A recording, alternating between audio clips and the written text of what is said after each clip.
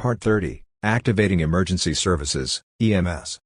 Welcome to the lesson on Activating Emergency Services, EMS.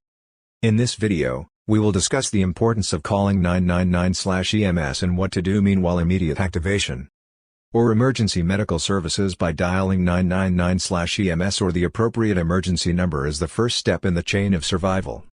Step 1. Use a speaker-equipped cell phone to activate EMS.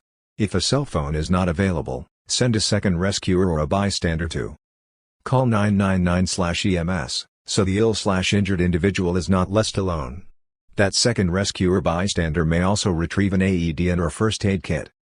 Step 2. Make sure the scene is safe when approaching an injured or ill individual. Step 3. Tap their shoulders and ask them if they are okay.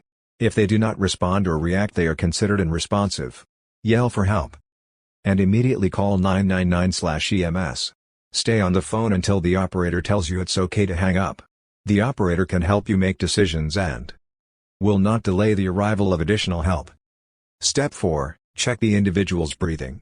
If they are barely breathing or only gasping, begin CPR. If they are breathing, roll them onto their side. This can help keep their airway open and prevent them from choking on their own vomit. Monitor their breathing and be prepared to start CPR if the condition worsens.